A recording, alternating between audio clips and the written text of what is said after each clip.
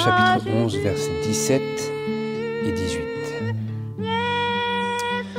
Par la foi, Abraham offrit Isaac lorsqu'il fut éprouvé et que celui qui avait reçu les promesses offrit son unique, dont il avait été dit, c'est en Isaac que ta postérité sera appelée. Bonjour à tous frères et sœurs. Je me souviens d'avoir promis que nous nous attarderions sur le sujet de la loi de Dieu. Je n'ai pas oublié.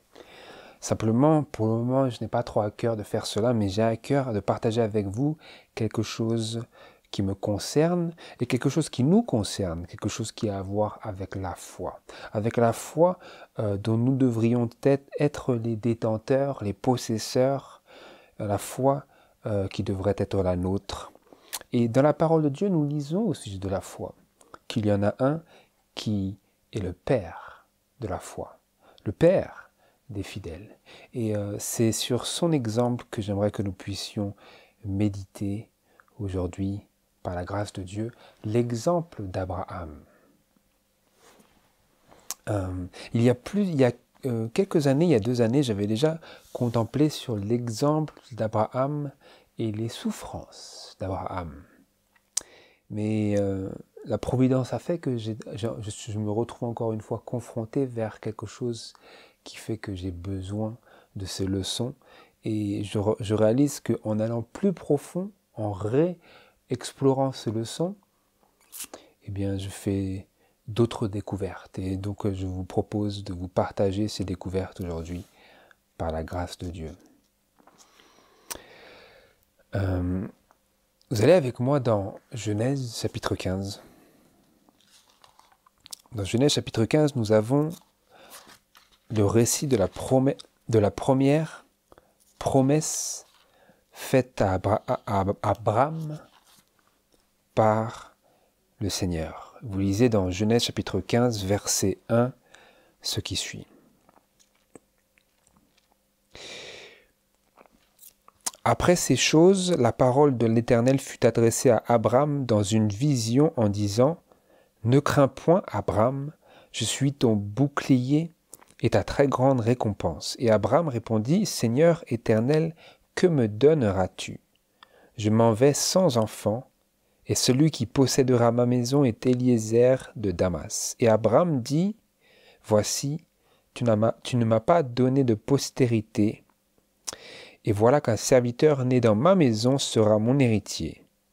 Et voici la parole de l'Éternel lui fut adressée en disant, celui-ci ne sera point ton héritier, mais celui qui sortira de tes entrailles sera ton héritier. Puis il le mena dehors et lui dit, regarde vers le ciel et compte les étoiles, si tu peux les compter. Et il lui dit, ainsi sera ta postérité. Et Abraham crut à l'Éternel qui lui imputa cela à justice. Nous avons dans Abraham et Abraham, qui sont la même personne, une illustration de la justice par la foi. Et notamment dans ce passage, nous avons la première mention faite de ce concept de l'imputation de la justice de Dieu à celui qui croit. Ou en d'autres termes, ce concept de la justice ou la justification par la foi. Parce qu'il est écrit que Abraham crut à l'Éternel, que Abraham crut à la parole que l'Éternel avait prononcée, et l'Éternel, en raison de cela, lui imputa cette croyance, cette foi, à justice. Vous notez ici, frères et sœurs, que le but d'Abraham, ou à l'époque qui était Abraham, à cette occasion et dans cet échange avec Dieu, ce n'était pas d'être justifié. Le but d'Abraham, c'était de voir la promesse de Dieu vérifiée. Mais en ce que Abraham crut en la promesse de Dieu, eh bien Dieu fit quelque chose d'autre en ce qu'il utilisa l'exemple d'Abraham comme celui du père des fidèles, du père de la foi, pour que son exemple dans sa situation puisse servir d'illustration à nous qui avons besoin, et à tous les hommes pécheurs, mais à nous qui bénéficions de la lumière de l'évangile de Jésus-Christ, qui avons besoin d'être justifiés, car nous sommes pécheurs et déchus de la gloire de Dieu, de la gloire du caractère de Dieu. Et cela, l'exemple d'Abraham nous a été donné en illustration de cela. Quoique, il n'avait pas pour objectif d'atteindre à cette position d'être justifié par Dieu. Je relis verset 6. « Et Abraham crut à l'Éternel, il crut ce que Dieu venait de lui dire, vis-à-vis de la postérité, qu'il ne voyait pas encore. Abraham crut à l'Éternel, qui lui imputa cela à justice. » C'est la première mention faite dans la parole de Dieu de cette imputation à justice, en ces termes. Car nous la voyons déjà dans l'expérience d'Adam et Ève, lorsque Dieu les a revêtus de peau. Ils étaient revêtus de figuier de leurs propres œuvres qui ne pouvaient pas les couvrir entièrement, car c'était leurs œuvres qui sont comme des vêtements souillés. Mais Dieu les a revêtus de robes parfaitement complètes, d'une couverture pour couvrir leur nudité, pour couvrir leur péché, pour couvrir leur décadence et leur nature déchue. Mais ce n'est pas tout. Ce n'est pas tout parce que ce n'était que le début, quoique Abraham avait déjà fait une expérience avec Dieu en quittant son pays. Comme nous le voyons dans la vocation d'Abraham au chapitre 12. Je reviens en arrière parce que j'ai un peu raté ce passage. Dans Genèse chapitre 12, vous lisez au verset 1, « Et l'Éternel avait dit à Abraham, va-t'en hors de ton pays et de ta parenté et de la maison de ton père vers le pays que je te montrerai, et je te ferai devenir une grande nation, et je te bénirai, et je rendrai ton nom grand, et tu seras une bénédiction. » Et verset 4, nous lisons, « Et Abraham s'en alla, comme l'Éternel le lui avait dit, et Lot alla avec lui, etc. » Donc c'était la première fois que Dieu avait fait cette promesse à Abraham, mais il n'avait rien eu depuis ce moment-là. Et au chapitre 15, Dieu a renouvelé sa promesse à Abraham, et Abraham a cru à l'Éternel. Et l'Éternel lui a imputé cela, cette foi, à justice. Quelle foi? La foi qui voit, non pas ce qui se voit des yeux, mais qui croit parce que Dieu l'a déclaré.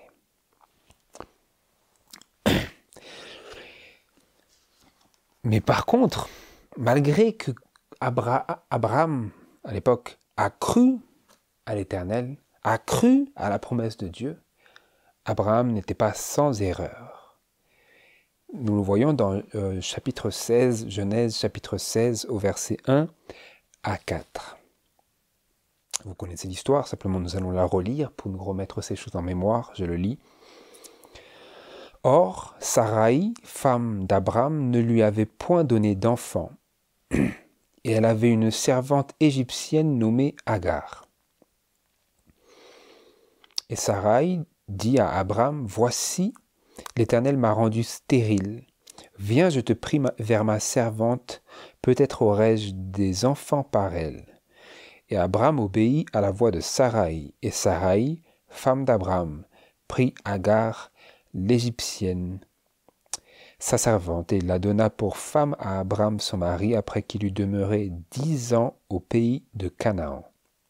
Il vint donc vers Agar, et elle conçut, et quand elle vit qu'elle avait conçu, elle méprisa sa maîtresse. Et ensuite, nous voyons tous les déboires et la terrible tragédie de la polygamie manifestée en plein jour dans l'expérience d'Abraham, de Sarai et d'Agar. Parce que Abraham avait été déjà 10 ans dans la terre de Canaan que Dieu lui avait promise en héritage et en lien avec laquelle Dieu lui avait aussi promis une postérité, mais qu'il n'avait pas encore vu se matérialiser. Et donc Abraham s'est laissé tenter par cette frustration de sa femme Sarai. Et il a dit, bon, on va essayer comme tu dis, parce que ça fait 10 ans qu'on est là et le Seigneur, il n'a pas accompli sa promesse. Donc il avait cru à Abraham au départ. Mais alors que sa foi était mise à l'épreuve par les années qui se sont écoulées, il a lâché prise à son intégrité et sa patience de la foi. La foi de la patience, elle n'a pas été menée à son comble dans l'expérience d'Abraham. C'est ce que nous voyons, et d'ailleurs je vais le lire ici dans l'esprit de prophétie.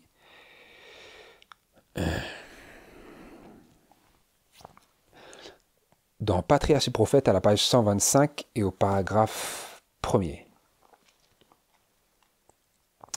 La promesse d'un fils avait été accueillie par Abraham avec joie. Comme nous l'avons vu. Il a accueilli cette promesse avec joie. La promesse d'un fils, la promesse d'une postérité. C'est ce que la promesse d'une postérité impliquait. Cela veut dire qu'il va avoir un fils par lequel cette postérité va être rendue possible. Mais il n'attendit pas que Dieu accomplisse sa parole à son heure et à sa manière. Comment ? Il fallait qu'il attende que Dieu accomplisse sa parole à son heure et à sa manière. Vous voyez ? Il avait toutes ces choses à manifester dans sa foi. Il fallait qu'il attende que la parole de Dieu s'accomplisse. Que la parole, sa parole s'accomplisse. Pas ma parole, pas sa parole, pas son idée, mais la parole de Dieu. Mais pas simplement cela. Il fallait que ce soit à son heure.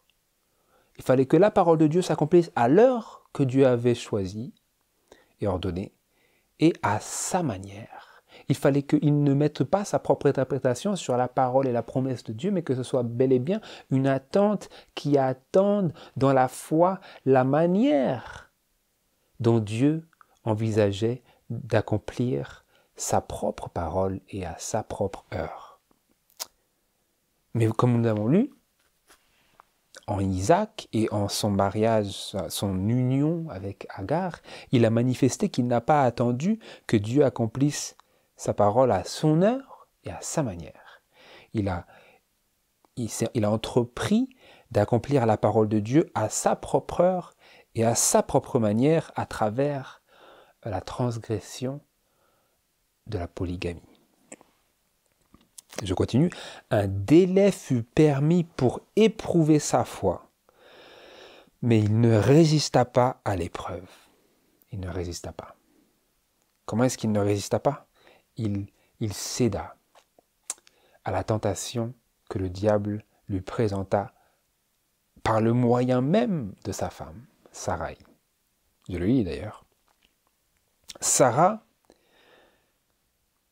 jugeant impossible que Dieu lui donne un enfant dans sa vieillesse, suggéra à son mari un moyen par lequel le dessein de Dieu pourrait se réaliser.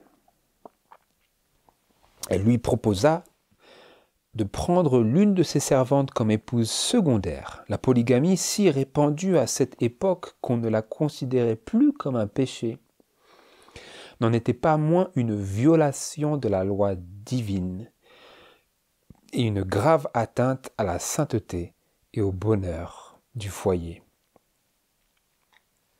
Le mariage d'Abraham avec Agar devait avoir des conséquences funestes, non seulement pour sa famille, mais pour les générations futures. Et ensuite,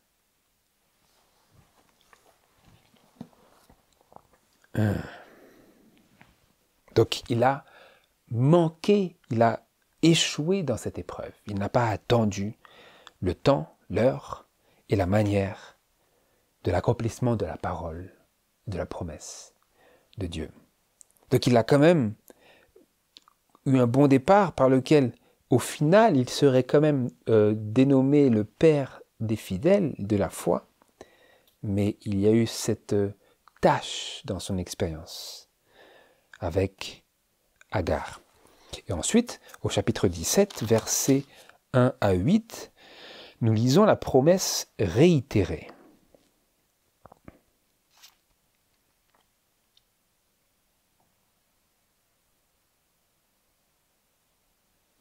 Je le lis. Puis Abraham étant parvenu à l'âge de 99 ans, l'Éternel apparut à Abraham et lui dit, « Je suis le Dieu Tout-Puissant. Marche devant ma face et sois intègre.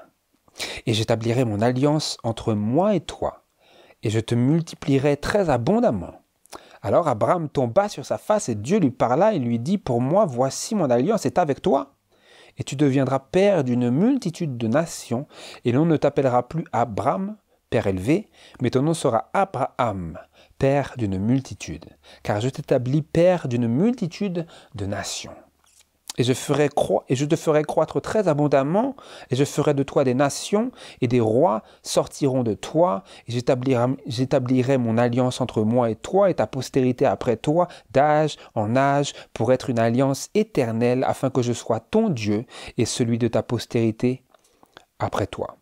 Et je te donnerai à toi et à ta postérité après toi le pays où tu séjournes, tout le pays de Canaan, en possession perpétuelle, et je serai leur Dieu. Puis Dieu dit à Abraham, « Mais toi, tu garderas mon alliance, toi et ta postérité, après toi, d'âge en âge, etc. » Il lui donna le rite de la circoncision, qui était non pas une bénédiction en soi, mais un signe de la circoncision qui était déjà en lui, comme nous pouvons le lire dans les écrits de l'apôtre Paul, et notamment dans Romains chapitre 4, et aussi dans Galates, il me semble. Et ensuite, vous continuez cette déclaration de Dieu à Abraham au verset 15. Dieu dit à Abraham, « Quant à Saraï, ta femme, tu ne l'appelleras plus Saraï, mais Sarah, princesse, est son nom. Et je la bénirai, et même je te donnerai d'elle un fils, je la bénirai. Et elle deviendra des nations, des rois de peuples sortiront d'elle. » Alors Abraham tomba sur sa face, et il rit, et dit en son cœur, « Naîtrait-il un enfant à un homme âgé de 100 ans, et Sarah, âgée de 90 ans, enfanterait-elle? Et Abraham dit à Dieu, « Puisse Ismaël vivre devant toi. » Et Dieu dit, « Certainement Sarah, ta femme, va t'enfanter un fils, et tu l'appelleras Isaac, rire. Et j'établirai mon alliance avec lui, en alliance éternelle pour sa postérité après lui. Je t'exauce aussi touchant Ismaël, voici je le bénis, et je le ferai croître et multiplier très abondamment. Il sera père de 12 princes, et je ferai de lui une grande nation.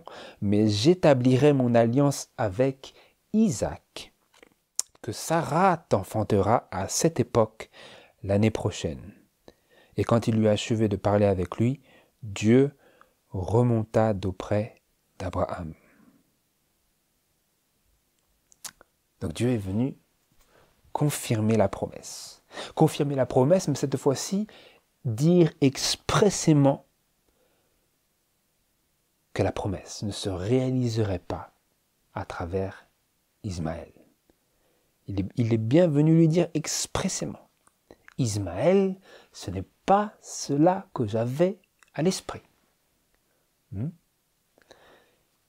Abraham avait tenté d'accomplir la parole de Dieu à sa manière et en son heure, en son temps. Et Dieu vint confirmer la première promesse et mettre à bas les efforts de la chair Dieu dit à Abraham, tu n'aurais pas dû. Tu n'aurais pas dû, et je viens confirmer la première promesse que j'ai faite, que tu aurais dû attendre. La promesse est réitérée, et le fils Ismaël est rejeté. Ensuite, vous poursuivez dans Genèse chapitre 18, versets 10 à 14, où la promesse est encore une fois réitérée. Parce qu'il avait dit, si vous le lisez bien au verset 21, « J'établirai mon alliance avec Isaac, que Sarah t'enfantera à cette époque l'année prochaine, dans 1 an. » Et chapitre 18, verset 1, nous lisons ce qui suit.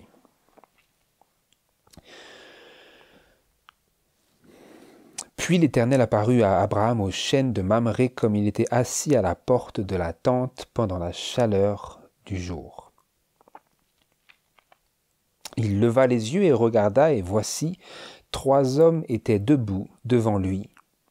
Et dès qu'il les vit, il courut au-devant d'eux de la porte de la tente et se prosterna en terre. Et il dit, « Mon Seigneur, je te prie, si j'ai trouvé grâce à tes yeux, ne passe point outre, je te prie, devant ton serviteur. Qu'on prenne, je vous prie, un peu d'eau et lavez vos pieds et reposez-vous sous cet arbre. Et j'apporterai un morceau de pain et vous fortifierez votre cœur. Ensuite, vous passerez outre, car c'est pour cela que vous êtes passés près de votre serviteur. » Et ils dirent, « Fais comme tu as dit. » Alors Abraham alla en hâte dans la tente vers Sarah et dit, « Apporte vite 3 mesures de fleur de farine pétrilée et fais des gâteaux. » Puis Abraham courut vers le troupeau, prit un veau tendre et bon et le donna au serviteur qui se hâta de l'apprêter. Ensuite il prit du beurre et du lait et le veau qu'il avait apprêté et les mit devant eux. Et lui se tenait devant eux sous l'arbre et ils mangèrent. Et ils, avec un S, lui dirent, « Où est Sarah, ta femme ?» Et il répondit, « La voilà dans la tente. » Et il dit, « Je ne manquerai pas de revenir vers toi dans 1 an. Et voici, Sarah ta femme aura un fils. » Et Sarah écoutait à la porte de la tente qui était derrière lui. Or Abraham et Sarah étaient vieux, avancés en âge. Sarah n'avait plus ce que les femmes ont coutume d'avoir. Et Sarah rit en elle-même en disant, « Quand je suis vieille, aurai-je ce plaisir? Mon Seigneur aussi est vieux. » Et l'Éternel dit à Abraham, « Pourquoi donc Sarah a-t-elle ri en disant, « Est-ce que vraiment j'enfanterai, vieille comme je suis? Est-il rien d'impossible à l'Éternel? À l'époque fixée, je reviendrai vers toi dans 1 an, et Sarah aura un fils. » Donc après de nombreuses années d'attente, après avoir failli dans cette attente toutefois, Dieu revint confirmer pour la 3e fois son alliance, mais surtout la postérité, à travers Sarah, et non pas en Ismaël. La postérité promise et confirmée malgré l'incrédulité de Sarah. C'est lourd de sens, lourd de leçons pour nous. Toutefois, ce n'est pas vraiment le sujet de notre méditation aujourd'hui, mais j'ai besoin que nous cheminions jusqu'à ce qui nous intéresse le plus. Et avant d'y aller, j'aimerais qu'on se tourne vers Romains chapitre 4. Romains chapitre 4 au verset 16. Vous allez voir qu'il y a une raison pour laquelle nous lisons toutes ces choses-là. C'est un train de pensée qui nous mène vers une certaine issue, vers un certain summum dans l'expérience d'Abraham. Je le lis, Romains chapitre 4, verset 16. C'est donc par la foi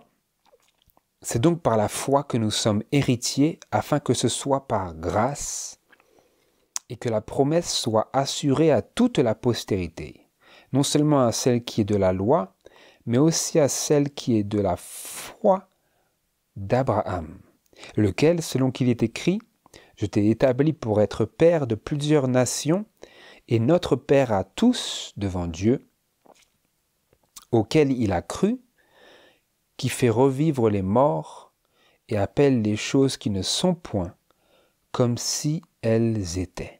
Espérant contre tout sujet d'espérer, il a cru qu'il deviendrait le père de plusieurs nations, selon ce qui avait été dit, telle sera ta postérité.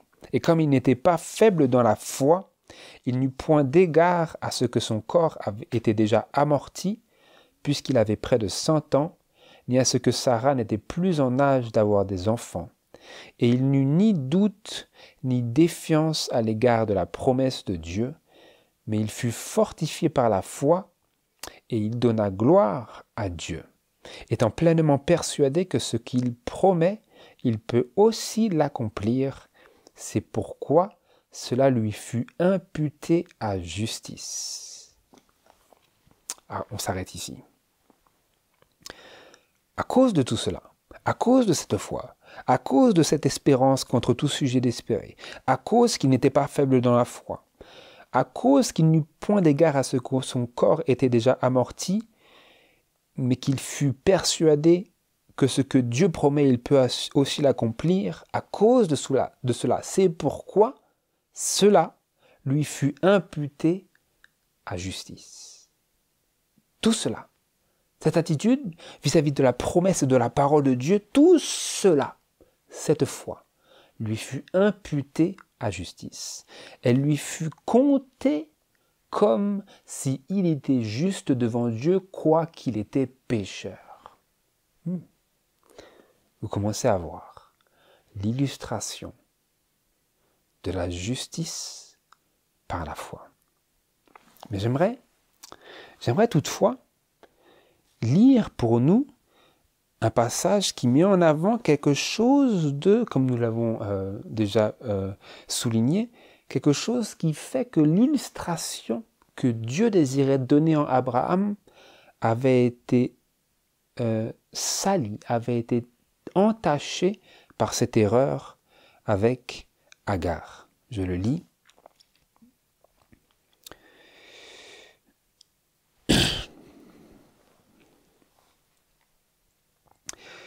La naissance d'Isaac, c'est après que Isaac soit né.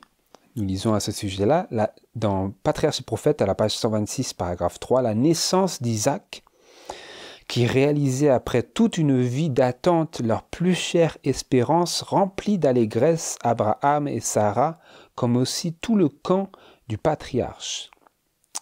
À la page 127, paragraphe 2, je lis. Dieu avait appelé Abraham à être le père des croyants. Sa vie devait servir d'exemple aux générations futures. Mais sa foi n'avait pas été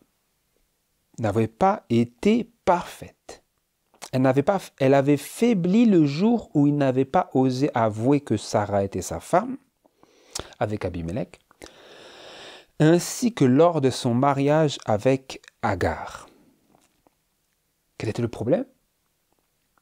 Dieu avait appelé Abraham à être le père des croyants. Sa vie devait servir d'exemple aux générations futures, parce qu'il serait le père des croyants, l'exemple de la foi. Mais sa foi n'avait pas été parfaite. Vous voyez? Donc l'illustration était tachée. Elle avait été souillée. Sa foi n'avait pas été parfaite, elle avait faibli le jour où il n'avait pas osé avouer que Sarah était sa femme, ainsi que lors de son mariage avec Agar. Aussi, pour qu'il parvienne au plus haut degré de foi, Dieu le soumit à une nouvelle épreuve, la plus dure qu'aucun homme ait jamais été appelé à subir. Nous allons continuer après. Donc vous voyez que l'illustration que Dieu devait souhaiter donner en Abraham fut gâtée par le manque de foi d'Abraham manifesté dans son mariage avec Agar et dans le fils Ismaël né de cette union. L'illustration avait été souillée.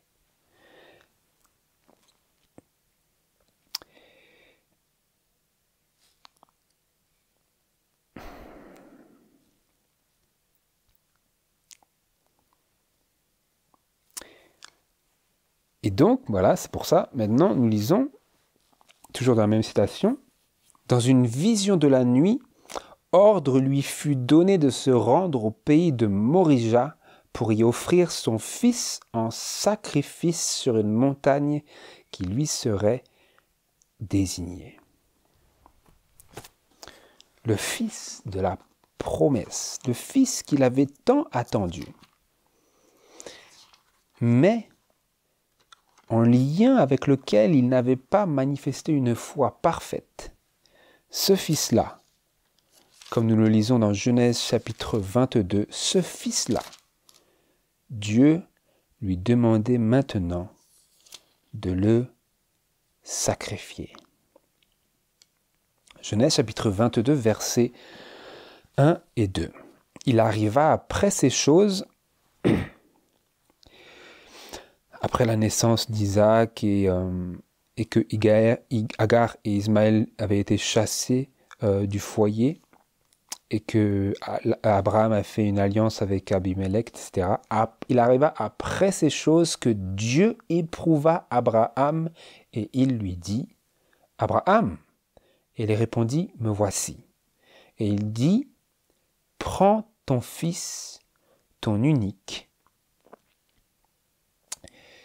celui que tu aimes, Isaac, et va-t'en au pays de Morija, et là, offre-le en holocauste sur une des montagnes que je te dirai. »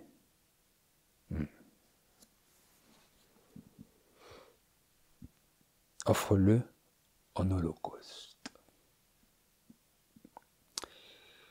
Vous voyez, la leçon est grande, frères et sœurs. Abraham avait une soif, Abraham avait un désir. Son désir, c'était d'avoir une postérité. Mais son désir était en rapport direct avec la promesse que Dieu lui avait faite. Vous comprenez? Tout homme a envie d'une postérité. Mais Abraham avait particulièrement envie et désirait particulièrement cette chose parce que Dieu lui avait promise lorsqu'il l'avait appelé à sortir de son pays, comme nous l'avons lu dans Genèse chapitre 12. Abraham avait ce désir avait été nourri, ou nous pourrions peut-être dire avait été créé par Dieu même à travers sa parole. Ensuite, Dieu vint raffermir, confirmer le désir même d'Abraham qu'il avait lui-même fait naître en lui, en lui renouvelant sa promesse d'une postérité au chapitre 15, comme nous l'avons lu. Ensuite, Dieu lui a de nouveau confirmé cette promesse au chapitre 17 et au chapitre 18. Et puis finalement, Isaac est né. Isaac est né en accomplissement de la promesse de Dieu. Et nous lisons dans Romains chapitre 4, directement vis-à-vis de ces choses-là, que Abraham a cru à ces choses-là, mais que sa foi n'avait pas été manifestée de manière parfaite. Il a cru, il a manifesté la foi dont il est devenu le père des croyants, mais sa foi n'avait pas été parfaite comme nous venons de le voir. Elle avait été, je le relis, avait faibli le jour où il n'avait pas osé avouer que Sarah était sa femme, ainsi que lors de son mariage avec Agar. Et pour qu'il parvienne au plus haut degré de foi, maintenant Dieu le soumettait, ou je le lis directement, Dieu le soumit à une nouvelle épreuve. Donc, Abraham est parvenu à l'accomplissement de sa promesse et il se dit, maintenant la promesse est accomplie. Mais aux yeux de Dieu, il n'en était pas ainsi. Aux yeux de Dieu, Dieu voyait que le Fils est né. Mais la foi n'a pas été rendue parfaite. Vous comprenez? Dieu ne s'inquiète pas de l'accomplissement de sa promesse. Ce n'est pas ça la difficulté. La difficulté et la nécessité, c'est que notre foi soit rendue parfaite dans notre espérance de l'accomplissement de la promesse de Dieu. Vous comprenez? C'est la leçon que nous recevons dans ces choses-là. Et donc, pour cela, pour parvenir à ce résultat ultime, eh bien, une meilleure illustration était requise. Une meilleure illustration. Une illustration qui mènerait sa foi à la perfection. Ou comme je l'ai lu ici, pour qu'il parvienne au plus haut degré de foi. En anglais, c'est « that he might reach the highest standard ». La plus haute norme, le plus grand critère de foi ou de confiance en Dieu pour qu'il atteigne, parvienne à ce plus haut degré, Dieu le soumit à une nouvelle épreuve. Comme si ce n'avait pas été suffisant d'attendre toutes ces années, maintenant il faut qu'il sacrifie le Fils même pour lequel il a tant espéré, qu'il a tant attendu pendant tant d'années. Vous comprenez?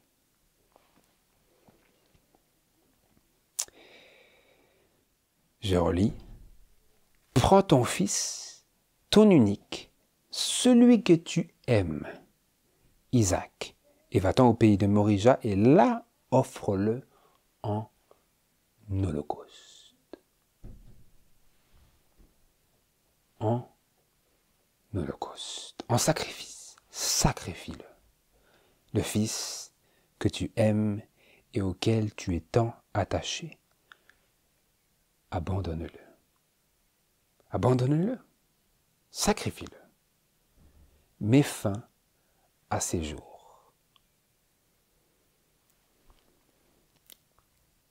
Parce que sa foi devait être rendue parfaite. J'aimerais lire avec vous quelques déclarations de l'esprit de prophétie qui mettent en lumière ces moments et cette illustration suprême de la justice par la foi. On se tourne pour ça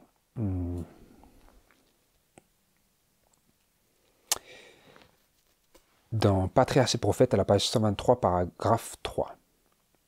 À l'époque où Abraham, reçut cette injonction, il avait atteint l'âge de 120 ans. Il était donc, même pour l'époque où il vivait, un vieillard. Dans la vigueur de l'âge mûr, l'homme peut affronter des épreuves et des douleurs qu'il ne saurait supporter à un âge plus avancé, alors que chancelant, il descend vers la tombe. Néanmoins, Dieu avait réservé la dernière, la suprême épreuve de sa vie pour le moment où, courbé sous le poids des ans, rassasié de labeur et de soucis, le patriarche soupirait après le repos. Ensuite, nous lisons qu'il était riche, qu'il avait toutes ces choses, qu'il était respecté à l'égal d'un prince par les grands du pays, que les plaines qui s'étendaient autour de son camp étaient couvertes des milliers de têtes de son gros et de son menu bétail. Dieu l'avait béni, il avait prospéré jusqu'à ne plus savoir que faire de toutes ses richesses dans cette terre qui lui avait été promise. Et parsemé des tentes de ses bergers, de ses fidèles serviteurs qui se comptaient par centaines, le fils de la promesse qui avait grandi aux côtés de son père était devenu un jeune homme.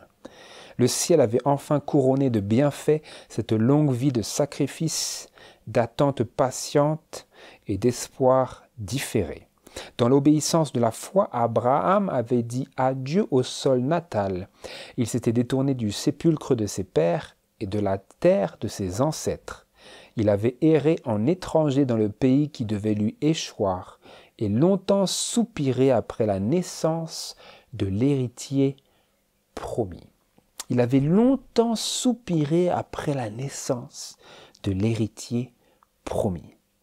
Sur l'ordre de Dieu, il avait banni de son foyer son fils Ismaël, et maintenant que l'enfant tant désiré est arrivé à une belle adolescence, c'est une image pour nous. C'est une réalité, mais c'est une image. Maintenant que l'enfant tant désiré est arrivé à une belle adolescence, et que le patriarche commence à entrevoir le fruit de ses espérances, une épreuve plus grande que toutes se présente à lui. Donc le Fils est là, le Fils représente le potentiel de la promesse de Dieu, parce que Dieu a promis une postérité, mais pour que cette postérité arrive, il y a encore des échelons, vous comprenez? Il y a encore des degrés, il y a encore des étapes. Il faut que ce Fils arrive à la maturité adulte, il faut qu'il ait une femme, il faut qu'il ait des enfants, vous comprenez? Toutes ces choses pour l'accomplissement de la promesse de Dieu étaient en ligne de mire pour Abraham, et donc c'est pour ça que nous pouvons lire que le patriarche commence à entrevoir le fruit de ses espérances. Il commence à les entrevoir parce que le Fils est là, il est né, et c'est comme si les choses sont sur le point de s'accomplir, mais une épreuve plus grande que toutes se présente à lui. Donc il croyait avoir passé toutes les épreuves et être maintenant, avoir maintenant devant lui seulement les accomplissements merveilleux de la parole de Dieu, de la promesse du Seigneur. Mais non, non. Maintenant Dieu dit, ce Fils en qui maintenant tu as mis ton espérance, il faut que tu le sacrifies pour que ton espérance soit en moi.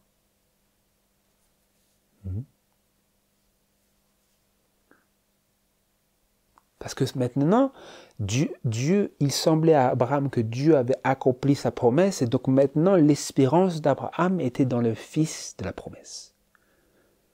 L'espérance d'Abraham n'était plus tant en Dieu, elle était en Isaac. Abraham voyait en Isaac le potentiel de la promesse de Dieu, comme une personne vivante marchant sur ses deux pieds. Et Dieu est venu dire à Abraham, tu l'aimes. Isaac, tu l'aimes. Il faut que tu le tues.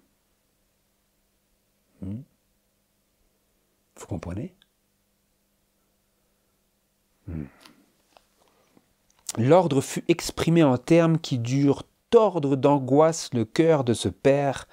Prends ton fils, ton unique, celui que tu aimes, Isaac, et va-t'en au pays de Morija, et là offre-le en holocauste. Isaac était non seulement le rayon de soleil de son père, la consolation de sa vieillesse, mais par-dessus tout, l'héritier de la promesse. Ce fils dont la perte par accident ou par une maladie eût déchiré le cœur d'Abraham et fait pencher sa tête blanchie. Ce fils, il lui est maintenant ordonné d'aller l'immoler de sa propre main. Cet ordre lui paraissait épouvantable et impossible.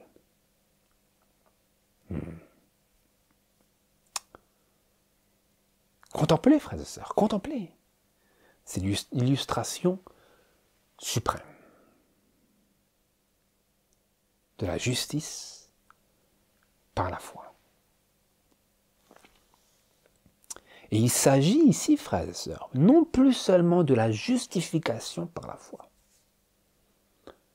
mais de la perfection par la foi.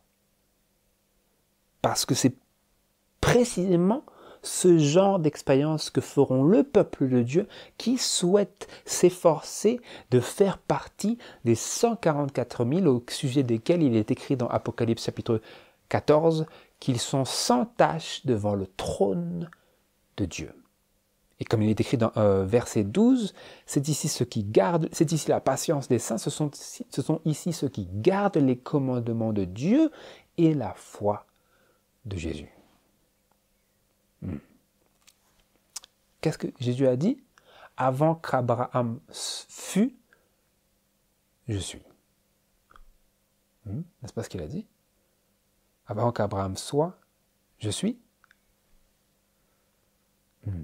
Donc, quelle est la plus importante? La foi. Abraham a donné un exemple de la foi qui doit être la nôtre. Il n'y a pas de foi supérieure à la foi de Jésus. Et donc lorsque nous regardons cet exemple d'Abraham, frères et sœurs, nous sommes appelés à une foi encore supérieure à celle dont Abraham nous a donné et laissé un exemple. De telle sorte que l'ordre qui vient à nous dans notre marche avec Dieu pour parvenir au but d'être semblable à Christ nous paraîtra dans ses différentes facettes certaines fois comme épouvantable et impossible. Je continue. Satan s'empressa de lui suggérer qu'il était victime d'une illusion. Puisque la loi divine dit « tu ne tueras point » et que Dieu ne pouvait exiger ce qu'il avait défendu. Là, ça devient corsé. N'est-ce pas? Parce que la même voix qui s'était adressée toutes ces années à Abraham s'adressait maintenant encore une fois à Abraham en lui demandant quelque chose qu'il semblait que Dieu ne pouvait exiger de lui. Satan s'empressa de lui suggérer qu'il était victime d'une illusion. Satan lui disait « Tu rêves, Abraham, tu rêves, tu es trompé par le diable, Abraham. » C'est ça qu'il lui disait. Tu es victime d'une illusion, d'une tromperie. Quelqu'un te trompe. C'est l'ennemi qui vient à toi, qui te parle. Et oui, c'est ce qui est arrivé à Abraham lorsque Dieu l'a éprouvé par l'épreuve suprême.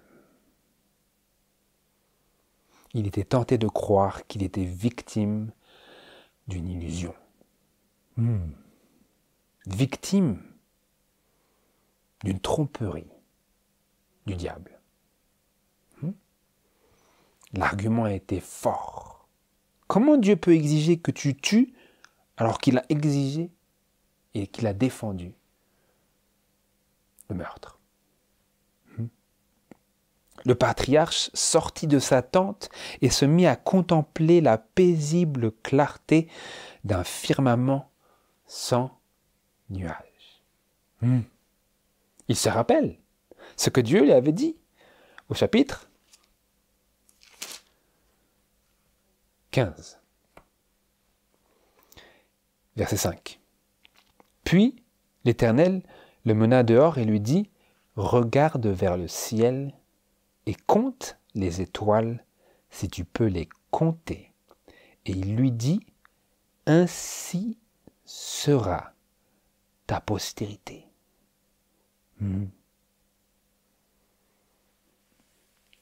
Et donc Abraham, maintenant, il sort et il se souvient de cela.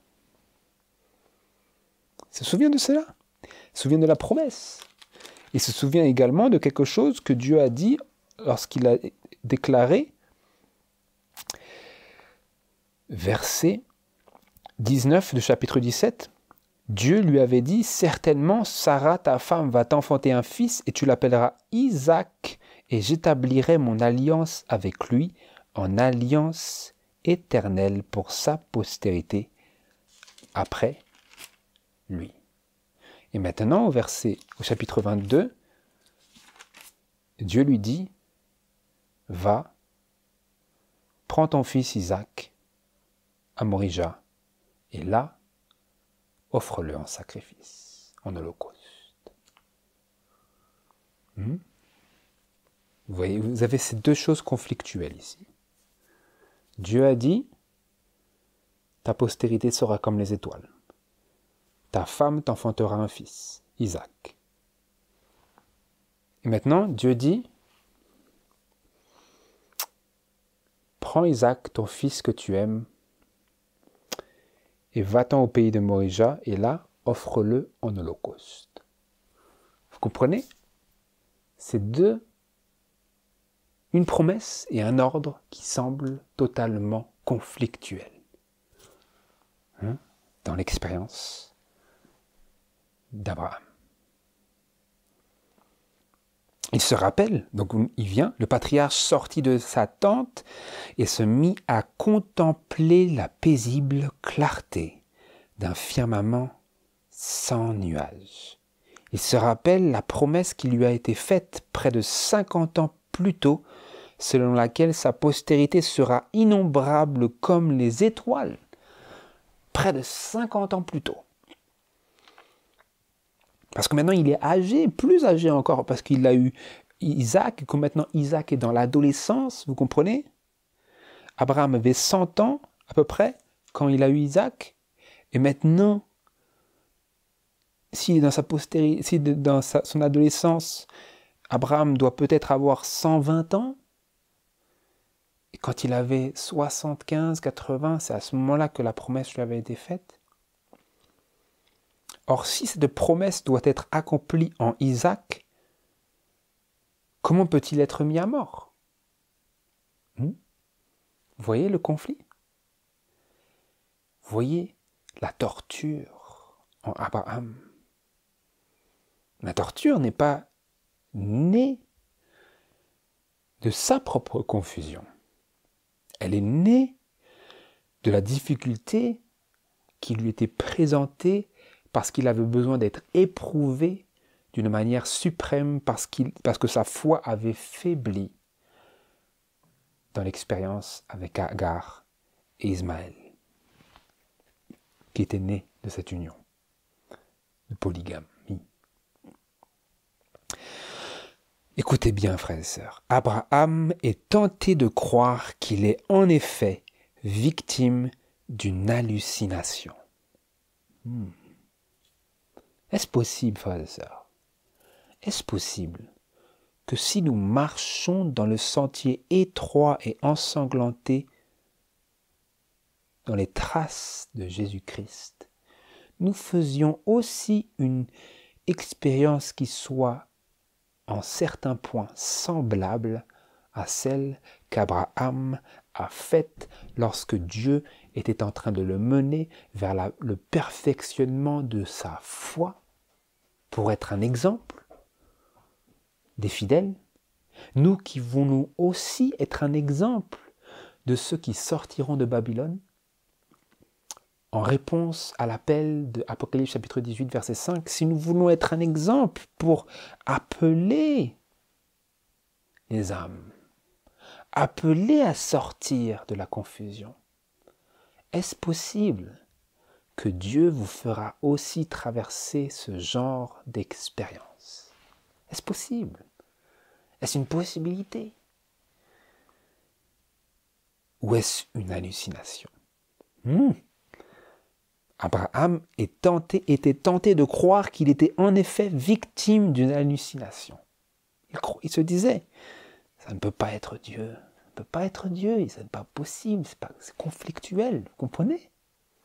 Oui, frères et sœurs, il faut prendre cela au sérieux. Parce que c'était sérieux pour Abraham. Et le diable voulait le tenter de croire que c'était une tromperie. Pourquoi? Parce que dans cette expérience, précisément dans cette expérience-là, Dieu était en train de faire d'Abraham un exemple suprême de la foi pour ceux qui viendraient après lui. Dieu était en train de faire une expérience, une expérimentation à travers Abraham pour servir de modèle aux générations futures, comme nous l'avons lu précédemment.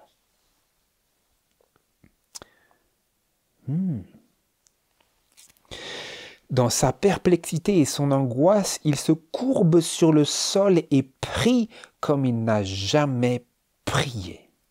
Il demande à Dieu s'il doit accomplir cette horrible mission de lui donner une confirmation quelconque de cet ordre.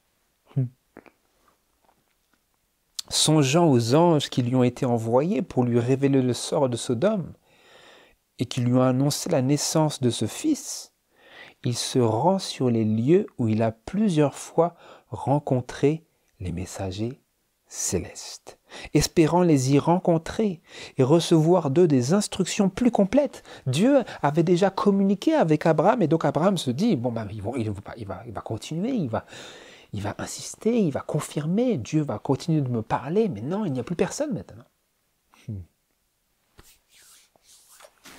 Oh, mon frère. Voilà l'expérience du patriarche. Il demande à Dieu s'il doit vraiment accomplir cette horrible mission.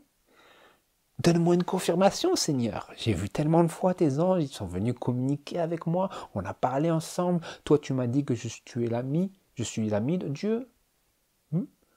Est-ce que je vais cacher à Abraham ce que je fais? Voici ce qu'il avait dit aux anges avec lui, lorsqu'il était venu rendre visite à Abraham et à Sarah, avant d'aller visiter Sodome et Gomorrhe. Donc, il se rend sur les lieux où il a plusieurs fois rencontré les messagers célestes, en espérant les y rencontrer et recevoir d'eux des instructions plus complètes. Il se dit, Dieu va me parler, Dieu va me donner les détails, il y a dû avoir quelque chose que je n'ai pas compris dans ce que Dieu m'a déclaré.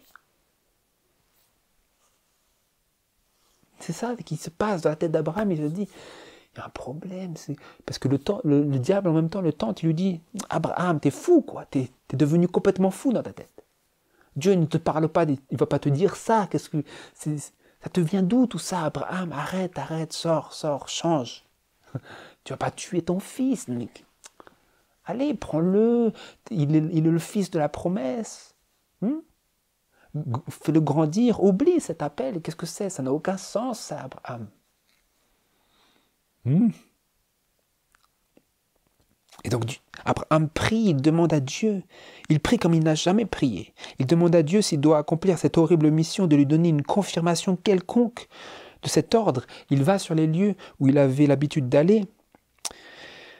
Mais aucun d'eux ne vient soulager son cœur. Aucun des anges ne vient soulager le cœur d'Abraham dans son angoisse. Dans les ténèbres dont son esprit semble enveloppé, seul l'ordre terrible retentit à ses oreilles. Prends ton fils, ton unique, celui qui tu aimes, Isaac. L'injonction est donc péremptoire. D'ailleurs, le jour approche, il faut partir. Abraham n'ose plus tarder. Ensuite, il pense à la femme, à sa femme, à la mère. Il se demande s'il va lui dire. Il se dit non, parce que elle ne va pas comprendre, elle va peut-être résister à cause de ses affections très très intenses pour son fils qui lui a été donné dans sa vieillesse. Il réveille son fils et ils font leurs préparatifs pour le voyage et ensuite ils se mettent en route accompagnés de 2 serviteurs. Ensuite, il marche silencieux côte à côte. Le patriarche qui médite son redoutable secret n'est guère disposé à converser, etc. Cette journée, la plus longue qu'Abraham ait vécue.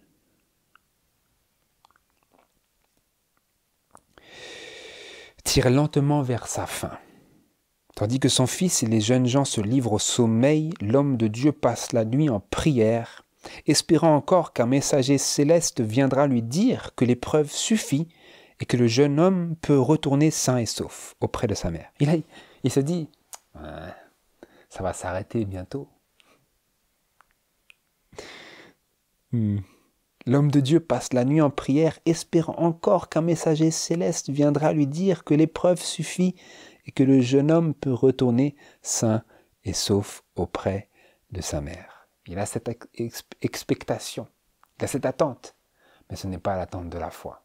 C'est l'attente où il compare son expérience présente avec ses expériences précédentes et il se dit que son expérience présente pourrait être définie par les expériences précédentes qu'il a fait avec Dieu. Le fait est, et la différence, c'est que maintenant il fait une expérience par laquelle sa foi va être menée à la perfection et son expérience présente ne peut pas être définie et déterminée par les expériences qu'il a faites dans le passé avec le Seigneur, quand les anges sont venus lui rencontrer, quand le Seigneur est venu lui confirmer la promesse. Maintenant, il n'y a personne. Personne. Tout ce qu'il entend, c'est l'ordre. Prends ton fils. Prends ton fils. Isaac, celui que tu aimes. Amène-le et offre-le en holocauste. C'est tout ce qu'il entend. Prends ton fils, celui que tu aimes. Isaac. Il n'entend rien d'autre.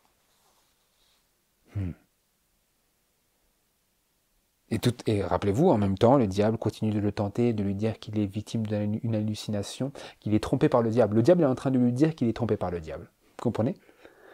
C'est à ce point que cela peut être difficile de discerner. Et si nous n'avons pas de discernement né de la parole de Dieu et de notre attachement à l'Esprit de Dieu, à travers la parole de Dieu, nous aussi, frères et sœurs, nous pouvons être tentés et échouer là où Abraham a réussi, à savoir, nous pourrions croire véritablement et céder à cette tentation de croire que nous sommes victimes d'une hallucination, que nous sommes menés par le bout du nez par le diable, alors que véritablement, nous sommes en train d'être menés par l'Esprit de Dieu, parce que le Seigneur est en train de nous éprouver pour rendre notre foi et mener notre foi à la perfection, comme il l'a fait dans l'expérience d'Abraham.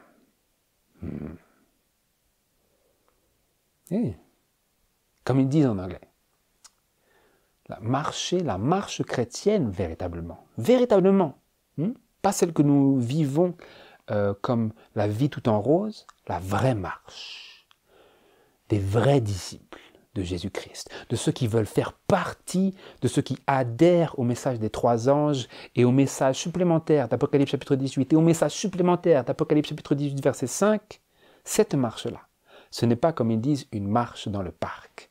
Non, non, non. Vous allez faire l'expérience. Si vous le voulez bien, si le Seigneur voit en vous un joyau, si le Seigneur voit en vous une pierre précieuse, si vous manifestez une disposition de cœur qui fait que vous êtes et vous montrez à Dieu que vous êtes ce diamant, que vous êtes cette perle, que vous êtes cette pierre précieuse d'un grand prix, Dieu va casser. Et Dieu va venir au plus près avec la meule pour faire de vous une pierre précieuse, digne de ses trésors. Mais pour vous amener à cela, pour m'amener à cela, il faut que je traverse une épreuve qui semblera être comme me prenant le sang de mes veines, tellement c'est éprouvant. Oui. Ça, la réelle expérience que nous sommes appelés à faire. Pas ce genre d'expérience où nous pouvons vivre comme le monde et en même temps avoir les avantages d'être enfants de Dieu en Jésus-Christ. Ça, ce serait essayer de servir Dieu et Mammon en même temps. Mais Dieu dit, et Dieu a manifesté, a démontré en Abraham que celui qui voulait servir Dieu de tout son cœur, il allait l'éprouver jusqu'à la mort.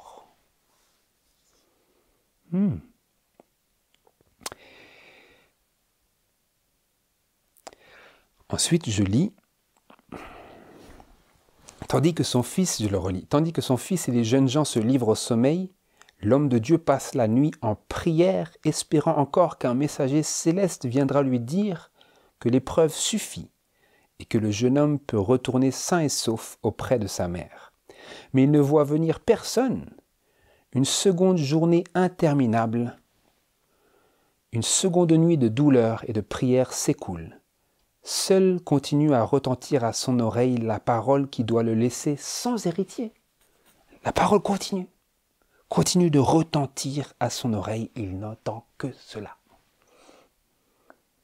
En échange, Satan ne se fait pas faute de lui insuffler le doute et l'incrédulité. Le doute par rapport à quoi? Par rapport à cette même promesse, cette même ordre qui lui a été annoncé de Dieu, en lui faisant croire que l'ordre est le fruit de ses hallucinations. Mais Abraham repousse ces tentations. Il est éprouvé, il n'est pas certain, mais il repousse tout de même les tentations du diable, parce qu'il a reconnu la voix qui s'est adressée à lui comme étant la même voix qui s'était adressée à lui dans les temps précédents, l'appelant à sortir de sa contrée natale, ensuite lui promettant, lui réitérant la promesse d'une postérité, ensuite venant lui réitérer encore cette promesse, ensuite se présentant à lui en personne avec 2 anges. Il a reconnu la voie qui, quoi qu'elle lui semble épouvantable et impossible, il a reconnu que c'est la voie de Dieu. Pourquoi? Parce qu'il a une longue expérience, de nombreuses années. Il a marché, Abraham, avec l'Éternel. De telle sorte qu'il est maintenant à même de discerner les tentations du diable et de repousser ses incitations au doute et à l'incrédulité. Au matin de la 3e journée, comme ils se mettent en route, le patriarche, regardant vers le nord, aperçoit le signe qui lui a été promis, une nuée de gloire suspendue au-dessus de la montagne de Morija, l'assurant que c'est bien du ciel qu'est venue la voix qui lui a parlé. Donc vous voyez, il n'a pas de confirmation jusqu'à ce qu'il ait mené à bien son périple de 3 jours jusqu'à Morija, auquel moment il voit le signe lui indiquant la montagne où il est censé amener son fils pour l'immoler. Donc il a bel et bien eu une confirmation, mais c'était après avoir fait ce voyage pour obéir à l'appel et à l'ordre de Dieu. Et vous lisez encore maintenant un élément très important. Quand le Seigneur appelle à une consécration qui soit de l'ordre du sacrifice intense. Je le lis. Encore à ce moment-là, loin de murmurer contre Dieu, Abraham s'encourage en pensant à la bonté et à la fidélité du Seigneur. Nous sommes encore dans l'illustration ici. Ce fils chéri, qui a été de sa part un don inattendu, de la part de Dieu un don inattendu, n'a-t-il pas le droit aussi de le lui reprendre? Vous voyez, donc il met les choses en perspective, il se dit, de toute manière, ce fils en qui j'ai mis mon affection, c'est Dieu qui me l'a donné. Et donc, Dieu, il peut le prendre s'il veut. Comme Job a dit, l'Éternel a donné, l'Éternel a repris, que le nom de l'Éternel soit béni. J'aimerais le relire ici, parce que vous voyez que c'est directement lié à l'esprit qui a permis à Abraham de permettre à Dieu et d'autoriser Dieu de mener sa foi jusqu'à la perfection. Je le lis dans Job chapitre 21. Et il dit, et Job dit, nu, je suis sorti du ventre de ma mère, et nu, j'y retournerai. L'Éternel a donné, l'Éternel a ôté, que le nom de l'Éternel soit béni. C'était cet esprit-là qui animait Abraham et qui lui permettait de continuer dans son obéissance à l'ordre qui lui était à tous ses sens épouvantable et impossible. L'Éternel a donné, l'Éternel a ôté, que le nom de l'Éternel soit béni. D'ailleurs, il y a une promesse qui lui dit, c'est en Isaac que ta postérité sera appelée de ton nom. Donc il ne se réjouissait pas simplement de dire que Dieu avait donné et qu'il pouvait aussi ôter, il se réjouissait de penser que Dieu avait promis que sa postérité serait en Isaac, et donc son accrochement, il se cramponnait à la parole de Dieu en croyant aussi cette même foi que Dieu ne peut pas se contredire et que s'il avait demandé que Abraham sacrifie Isaac, c'est qu'il avait un moyen par lequel Isaac pourrait quand même être l'héritier de la promesse et celui par lequel sa postérité serait appelée de son nom. Comprenez? Postérité nombreuse comme les grains de sable du rivage. Or Isaac est l'enfant du miracle. Celui qui lui a donné la vie, ne pourrait-il pas la lui rendre? Donc, et ça continue, ce que j'allais dire, plongeant son regard au-delà des choses visibles, Abraham se cramponne à la parole divine et se dit en lui-même que Dieu pouvait même le ressusciter des morts. Là, vous voyez la foi qui atteint les sommets. en dépit de ses erreurs passées. La foi maintenant est menée à la perfection. Et Abraham voit au-delà des apparences, des choses qui sont visibles, et pensait en lui-même, se disait en lui-même, que Dieu pouvait même le ressusciter des morts. Abraham avait eu la foi pour croire que Dieu pouvait donner un fils à quelqu'un qui était mort. Quelqu'un qui n'avait pas la possibilité de donner naissance. À une personne, à Sarai, qui n'était plus, qui n'avait plus cette chose que les femmes ont coutume d'avoir. Qui était en tout point ce qu'on pourrait appeler stérile. Il avait cru cela. Et maintenant, il se disait en lui-même que Dieu pouvait aussi le ressusciter des morts. Faire revenir des morts. Il avait fait naître de la mort, et il pouvait aussi faire revenir des morts, celui qu'il avait donné. Et ensuite, il va jusqu'à l'endroit de la scène du sacrifice, je le passe. Isaac s'adresse à son père et dit « Mon père, voici le feu et le bois, mais où est l'agneau pour l'holocauste ?» Mon père, combien ces mots percèrent le cœur d'Abraham, pas encore. Il ne pouvait pas maintenant lui dire « Mon fils !» Il ne pouvait pas maintenant lui dire. « Mon fils, répond-il, Dieu se pourvoira lui-même de l'agneau pour l'holocauste. » Abraham est en train de regarder à quelque chose qu'il ne peut pas voir, quelque chose qu'il ne peut pas discerner, quelque chose qu'il ne peut même pas comprendre de ses sens, mais qu'il peut savoir par la foi. Arrivé au lieu désigné, le père et le fils bâtissent un autel et y placent le bois. Alors, d'une voix tremblante, Abraham révèle à Isaac le message divin. Effaré, terrifié à l'ouïe du sort qui l'attend, le jeune homme n'offre toutefois aucune résistance. Il pourrait s'enfuir, etc. Mais il a appris la soumission. Je passe. Maintenant, je lis.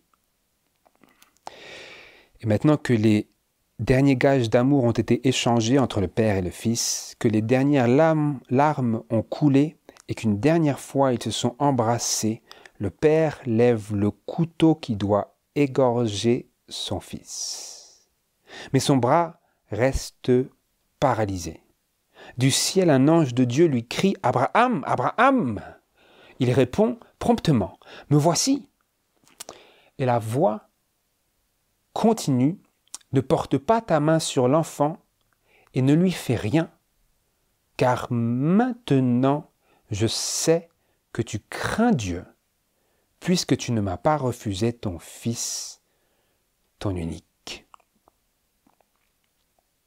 Alors Abraham aperçoit derrière lui un bélier retenu dans un buisson par les cornes, et sans perdre un instant, il amène la nouvelle victime et l'offrit en holocauste à la place de son fils.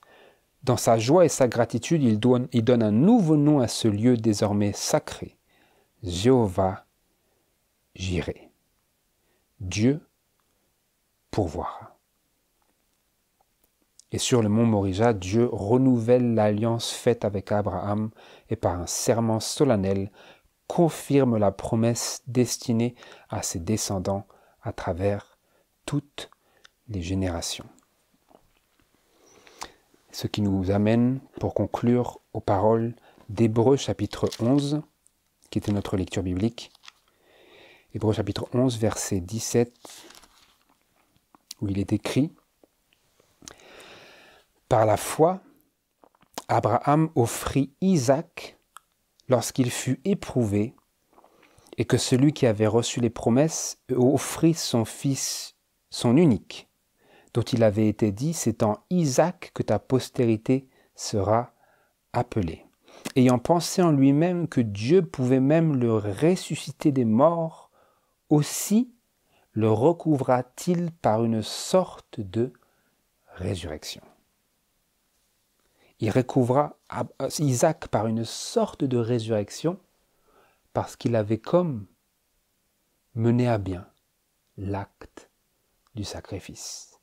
La seule différence étant que l'ange avait arrêté sa main avant que le couteau traverse bel et bien le corps d'Isaac. Mais dans le cœur d'Abraham, le sacrifice avait été fait.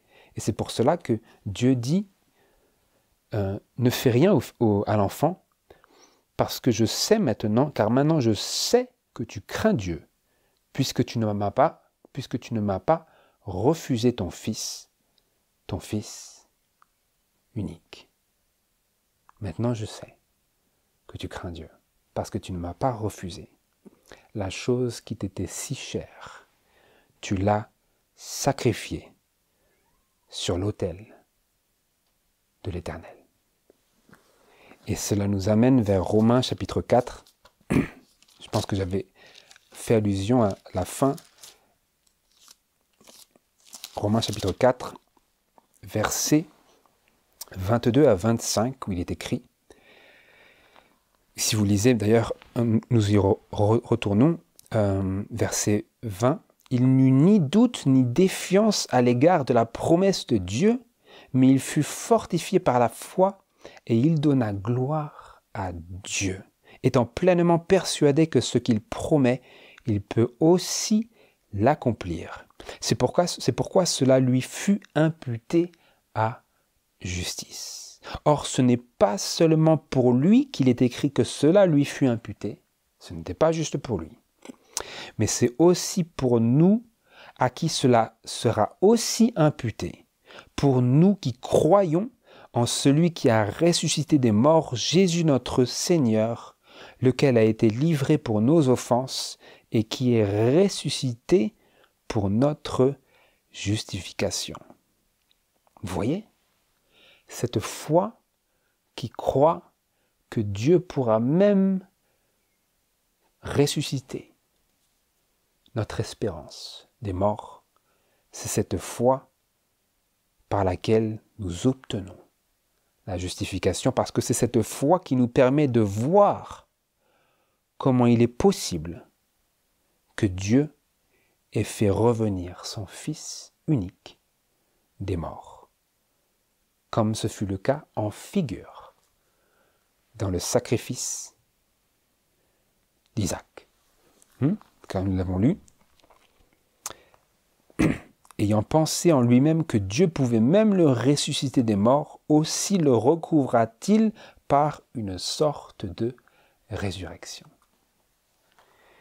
Et j'aimerais attirer une dernière fois votre attention vers une autre citation.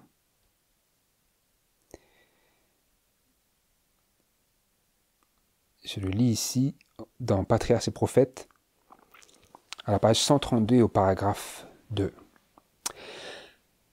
Et cela nous explique pourquoi ce genre de choses peuvent nous arriver et pourquoi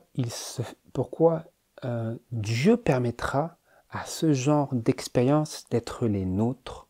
Je le lis. Si Dieu avait ordonné à Abraham de tuer son fils, c'était non seulement pour éprouver sa foi, mais tout autant pour que le patriarche fût frappé de la réalité de l'Évangile. Les sombres jours d'agonie qu'il traversa alors devaient l'aider à comprendre par son expérience personnelle la grandeur du sacrifice consenti par le Dieu infini en faveur de la rédemption de l'homme.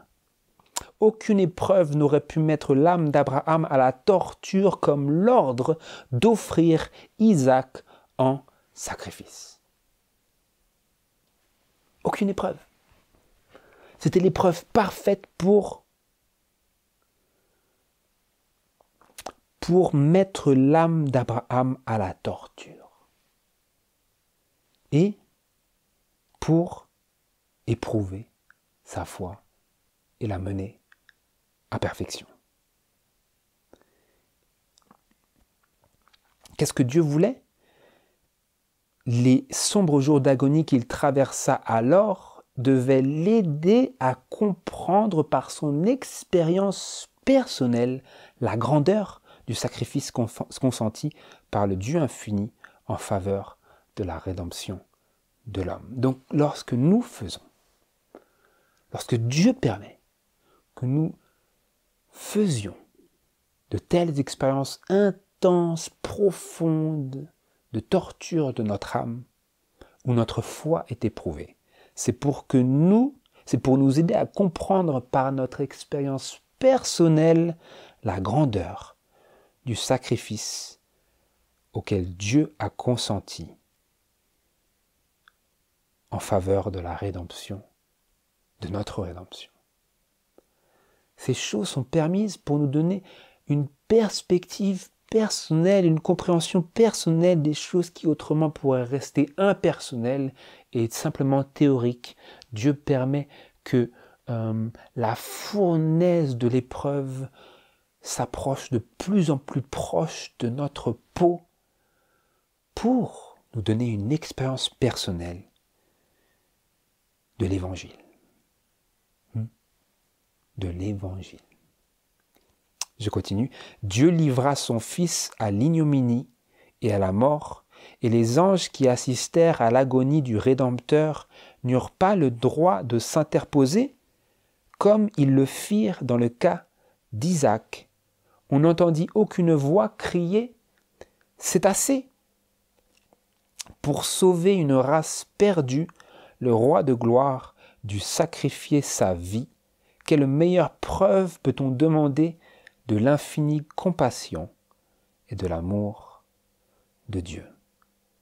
Lui qui n'a point épargné son propre Fils, mais qui l'a livré pour nous tous, comment ne nous donnera-t-il point toutes choses avec lui?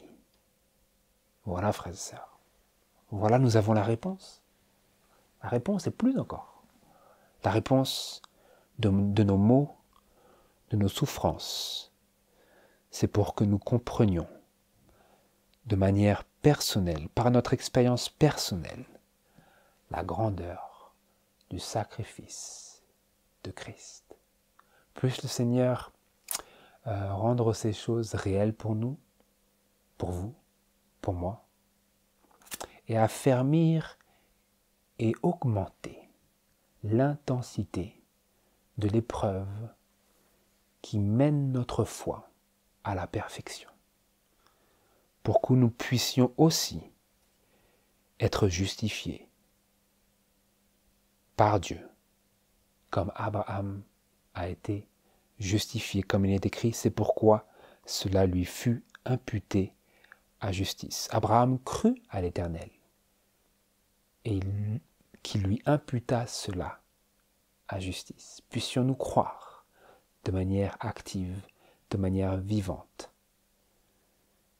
que ce qu'il promet, il peut aussi l'accomplir. Que il peut même ressusciter des morts. Nos espérances que nous devons et sommes appelés à sacrifier. Que le Seigneur vous bénir, vous encourager et encourager nos cœurs par son Saint-Esprit. C'est ma prière.